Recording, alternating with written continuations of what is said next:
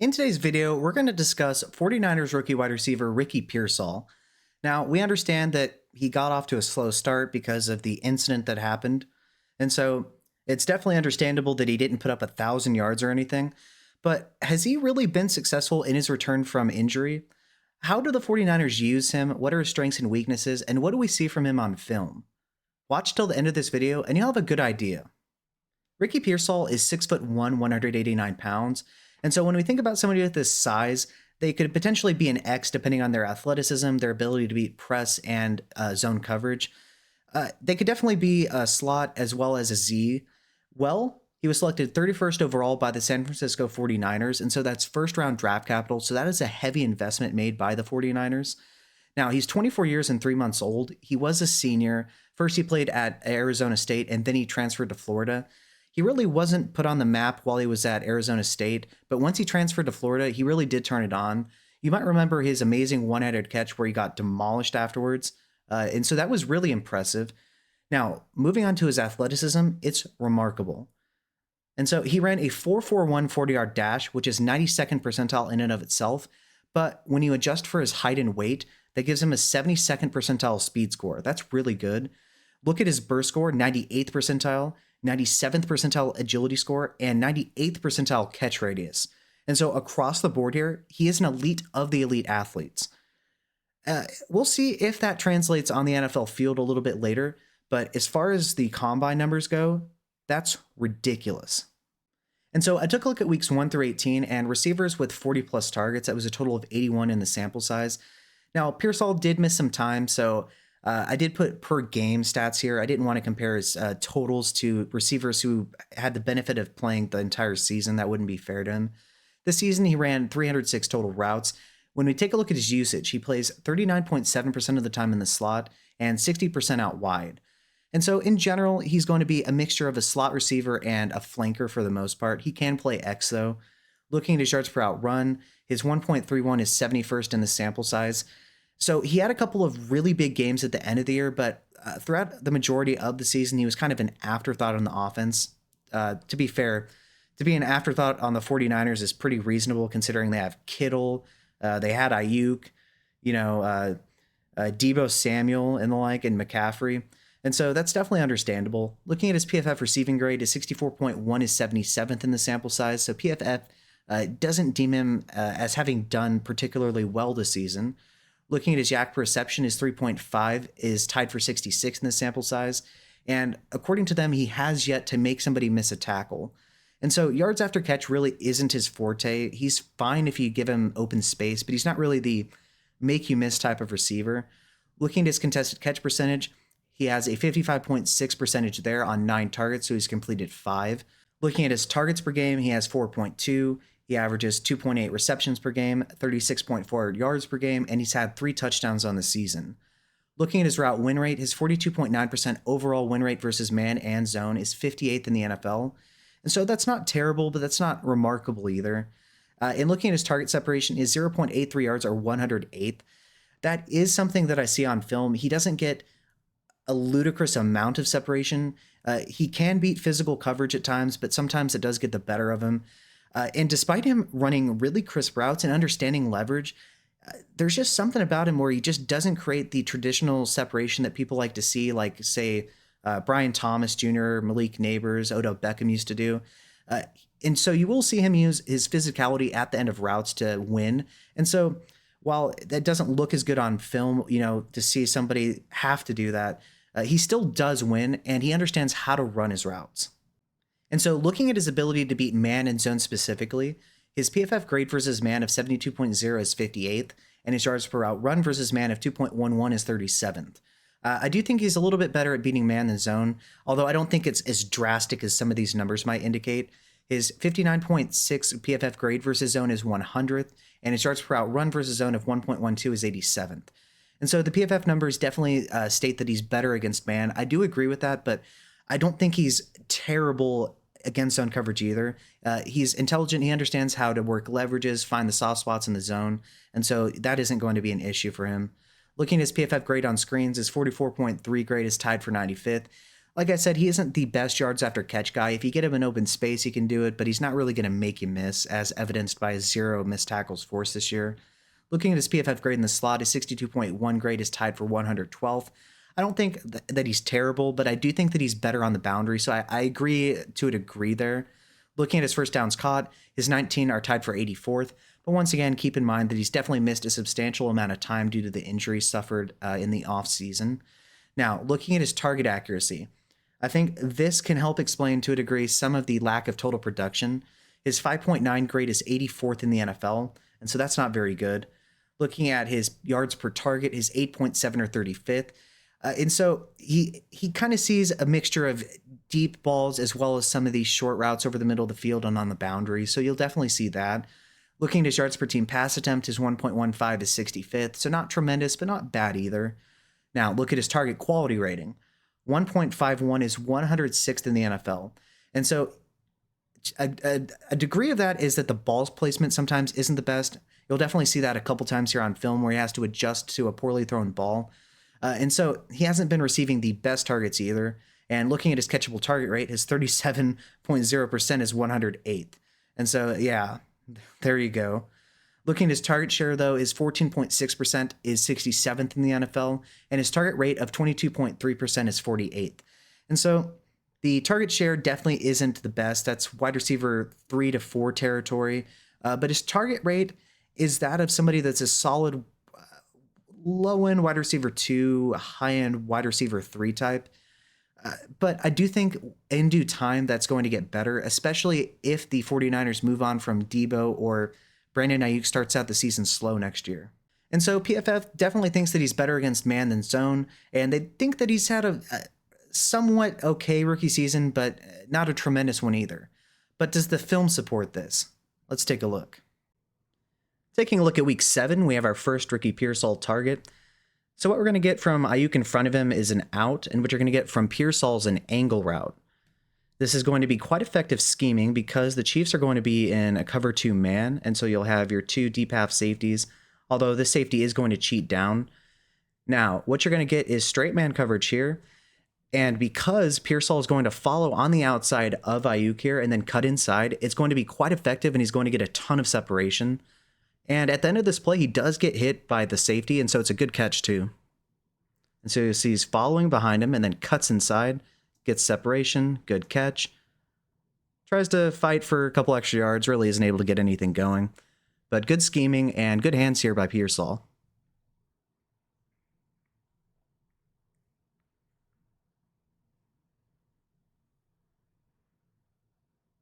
And same game, we're going to have Ricky Pearsall here in the slot.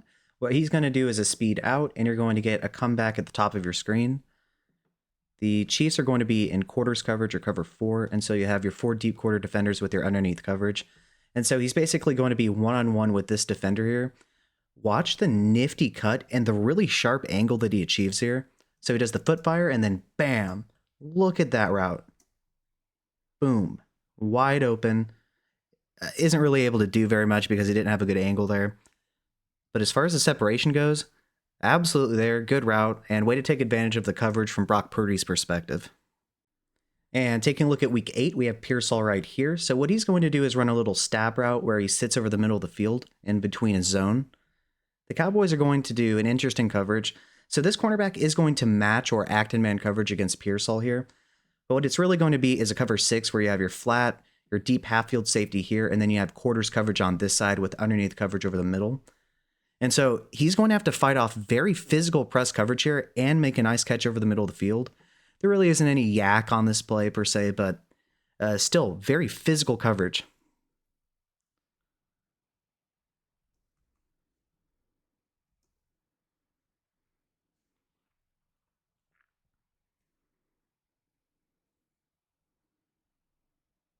And so good hands by Pearsall right there. And here we have a really clever route by Ricky Pearsall, and I'll explain what's clever about it in a second. So what he's going to do is run a whip where he fakes the out and then returns on the in. And then Kittle is going to run an angle route. And Kittle's route is designed to open up a hole in the zone coverage for Ricky Pearsall to return back towards the middle of the field. What you're going to get from the Cowboys is cover 3, and so you have your 3 deep third defenders with your underneath coverage here. And so, like I said, Kittle is going to open up a hole in the zone for Ricky Pearsall here, but watch how he runs this route. All right, so he's going to stop, and then he's going to hesitate for a second, and then go. And that is what creates the separation. And it's a really clever way when you just stand there for half a second.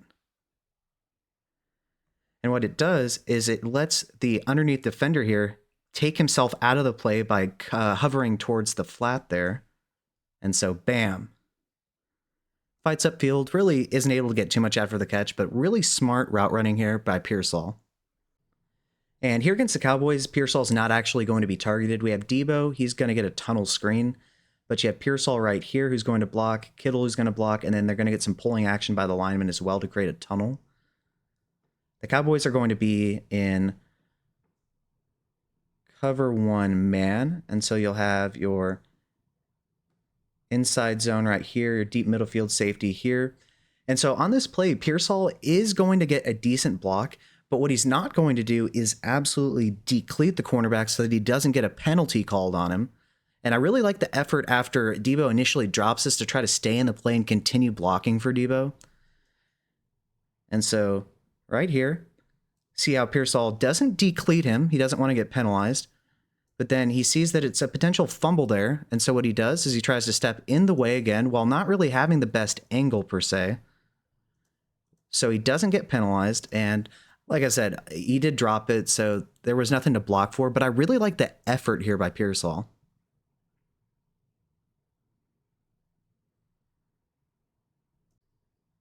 And here against the Tampa Bay Buccaneers, we have Pearsall right here. What he's going to do is fake as though he's running a fade and then hit an out. It's going to be against cover 3, so you have your 3 deep third defenders here by the Bucs with your underneath coverage right here. And so he's going to be one-on-one with his cornerback. And now, he isn't going to have that much separation until the very end of the route, but watch how he uses his body weight to create late separation here. The ball is going to be out of bounds, so it's uncatchable, but once again, pay attention to the late separation. And so you see right here, watch how he gets his body weight into the cornerback, and bam. Not a ton, but if the ball was there for him to catch, that's probably a completion. And so this is just an example of even when his route running, which is quite good to be honest with you, doesn't work for him, he still knows how to create separation through physicality. And I think we all remember the touchdown from week 10. What he's going to be running here is a crosser. You're going to get a dig underneath. It's a good play call because the Buccaneers are going to be in a cover 3. So you have your 3 deep third defenders, and then you're going to have your underneath coverage here. And so the dig route is going to suck the defense this way, which should create a hole in the zone underneath the middle field safety here, which hint it does. And so on this route, notice how crisp Ricky Pearsall is and how he bends his route right behind the linebacker, and then he sort of flattens it so that the free safety has no way of getting in this play. And so you'll notice that he immediately takes a step out right, then bends his route underneath so that there's a ton of separation between the middle field safety and him. Gets it, immediately heads upfield, and then really tough yards after catch right here, and he manages to get a touchdown. And so basically everything you want to see, good footwork on the release, crisp route running in terms of the cuts, and then knowing where to run in terms of right behind the linebacker, but with plenty of depth away from the free safety over the middle of the field, and then good yards after catch ability too. If you like what you're hearing and seeing so far, feel free to like and subscribe. It's a free and easy way to support the channel, and I'd really appreciate it. Make sure you check out some of my other film breakdowns I've done on other rookies such as MHJ, Brian Thomas Jr., Malik Neighbors, Lad McConkey, and the like. And make sure you check out some of the ones that are upcoming. I'm going to be doing the running backs and rookie quarterbacks as well. Thanks. And same game here, we're going to get Ricky Pearsall. He just went in motion across the line of scrimmage. He's going to run a speed out. You're going to get a cover 1 blitz from the Tampa Bay Buccaneers here. And so you're going to have straight man coverage with a deep middle field safety.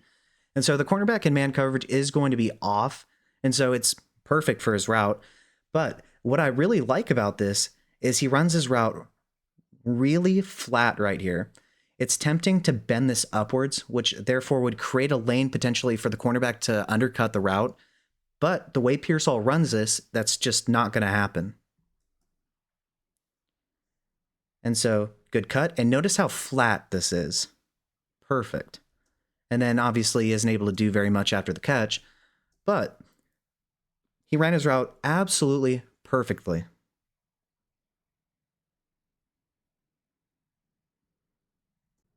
And same game here, you're going to get Ricky Pearsall beating defensive holding.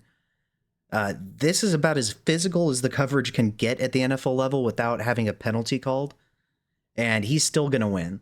So what he's going to run is an angle route.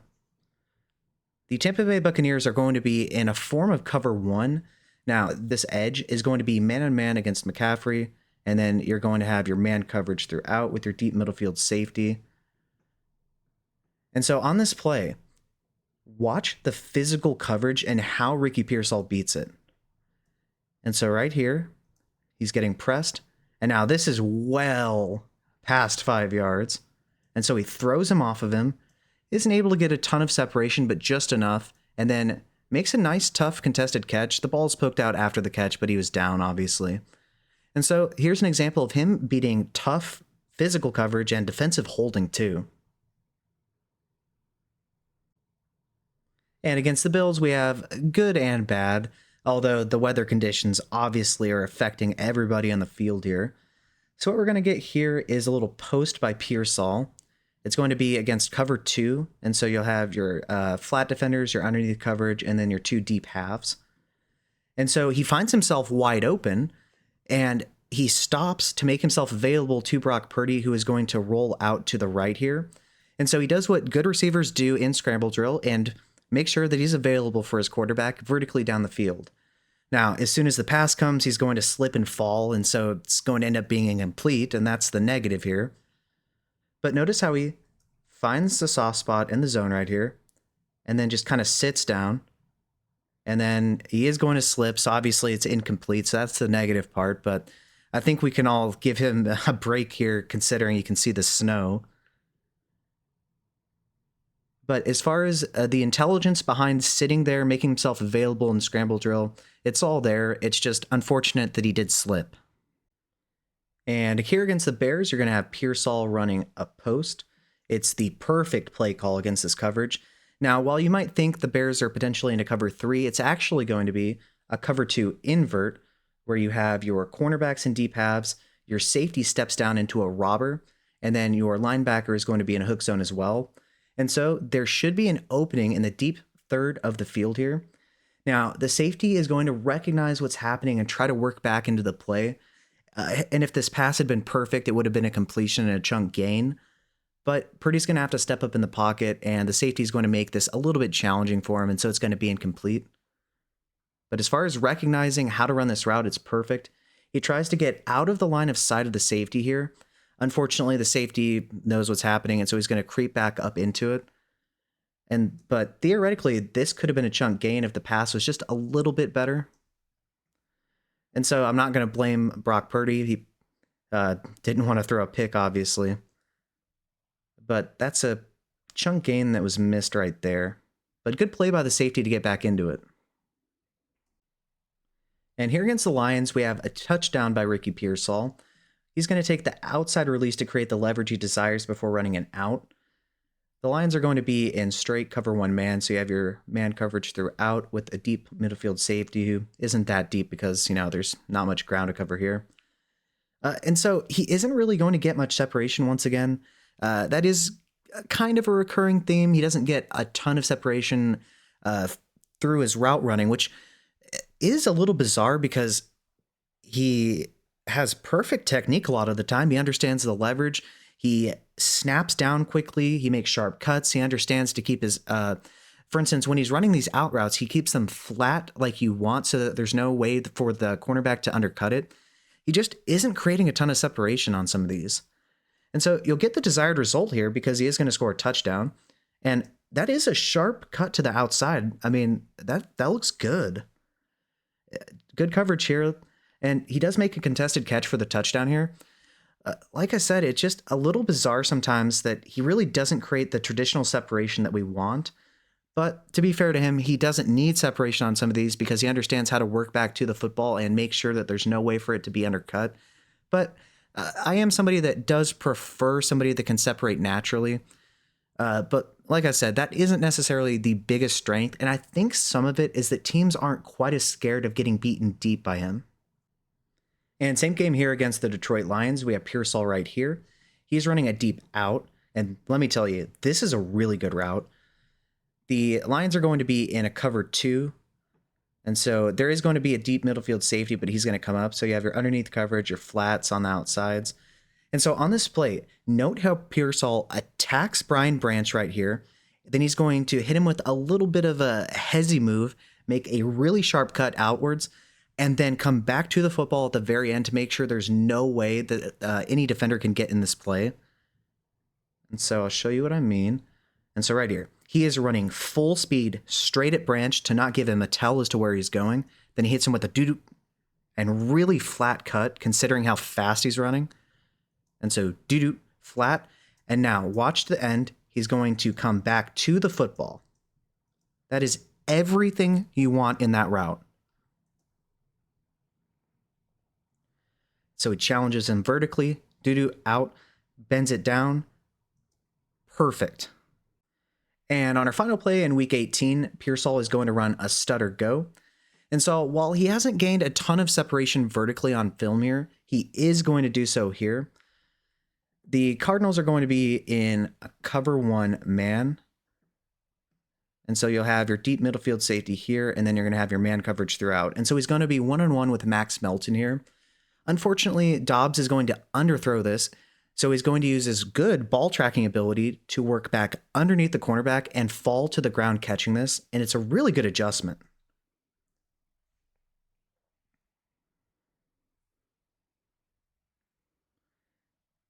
And so you'll see right here, he gains a good amount of vertical separation. If that pass isn't underthrown, there's a chance he takes that a decent bit down the field.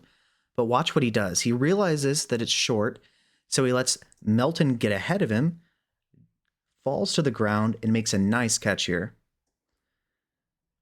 And, you know, we hadn't really seen a ton of adjusting to underthrown balls. Generally, Purdy's pretty accurate, so that's not an issue in general for him. But it is good to see him display that here. And so good stuff from him on this rep. And so to conclude, Ricky Pearsall was 6'1", 189 pounds with remarkable athleticism. Remember that he had a 92nd percentile 40-yard dash time at 4.41, a 98th percentile burst score, 97th percentile agility score, and a 98th percentile catch radius. And we saw that on film, he understands leverage. He understands finding the soft spots in the zone. He runs really crisp routes. His releases are good. He isn't incredibly dominant at the catch point, but he works around that by working back to the quarterback. And so you see a really intelligent player that's really savvy already at the NFL level, but he doesn't create a ton of separation like some people like to see in terms of, juking the crap out of somebody. That really doesn't happen. He's not very good after the catch. He's kind of a, if he has open space, he can get it done kind of guy. And so, in my opinion, the athleticism shows up in the route running before the catch, but it's after the catch that it kind of drops off. And so that is quite interesting considering he tested elite across the board. Remember that the 49ers use him in the slot about 40% of the time, 39.7% to be exact, and 60% of the time out wide. They move him all over the formation. In my opinion, he is best used as a flanker, though. Looking at his yards per out run throughout the entirety of the season, his 1.31 yards per out run is 71st among the sample size we had of 40 or more target wide receivers. And so the production hasn't been the best, but to help contextualize that, the 49ers offense isn't devoid of playmakers by any stretch of the imagination. And so I really don't think that's a fair metric in terms of assessing him, especially considering he had such a late start to the season through no fault of his own. Remember, like I said, he isn't the best after the catch. His 0 missed tackles force should tell you that, despite missing some time for sure. And overall, his route win rate of 42.9% versus man and zone combined was 58th in the NFL. So not terrible, but not really elite either. His target separation of 0.83 yards was 108th as well. And so he doesn't, like I said, gain separation the traditional way by juking somebody out of their shoes within the route. He's just precise understands the leverage, finds the soft spots in the zone, and uses physicality at the end of his routes to do so. Now, to help contextualize his lack of production another way, his 5.9 target accuracy grade was 84th, his target quality rating of 1.51 was 106th, and his 37% catchable target rate is 108th in the NFL. And so I definitely think that can help explain the lack of production along with getting a late start. Now, in terms of what can we expect from him in the future, I do think that he can play both the Deebo Samuel and Brandon Ayuk role, but I do think he's more suited for the Ayuk role than the Deebo because he can get the ball in open space. He can follow blockers, but that's not his biggest strength. His biggest strength is route running. And so I think at the beginning of next season, especially if Brandon Ayuk gets off to a slow start in terms of playing time, that he is perfect for the Ayuk role. He can be an X wide receiver. But like I said, he does have positional versatility.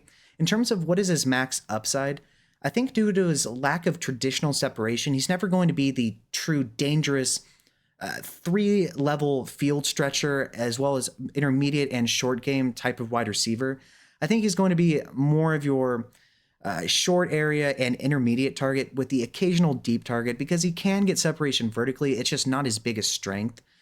And so, like I said, I think that he is more so suited for the Ayuk role than the Deebo role, but I do think he can do both. And with the 49ers receivers, Kittle and Deebo aging out a little bit, there is an opportunity coming for him in the future to step up in a big way. And I think with the ridiculous production we saw from him in the final 2 weeks, and even in week 10, that big things are to come for him. And I think the upside could be really massive. But I do think that he's going to be capped out, in my opinion, as just a really solid receiver, one, not really the dominant elite type, despite his elite athleticism.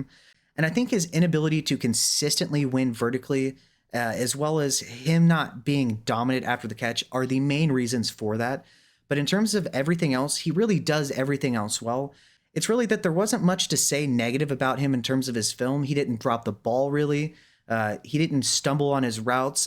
Everything was pretty good. I think it's just the maximum upside is somewhat limited. I think he's closer to his potential ceiling than some of these other guys. But what do you think? Do you think I'm a little bit too low on him, a little bit too high? Do you think that he has what it takes to be the number one wide receiver for the 49ers in the future? Let me know below in the comment section and let me know why. With that being said, if you like what you've seen and heard so far, feel free to like and subscribe. I love doing these player breakdowns where we take a look at their advanced stats, usage, profile, and then break down what we see from them on film. Make sure you check out some of my other videos that I've recently done on the other rookie wide receivers, and make sure you check out my rookie running backs as well as quarterbacks videos as they come out as well. Thanks.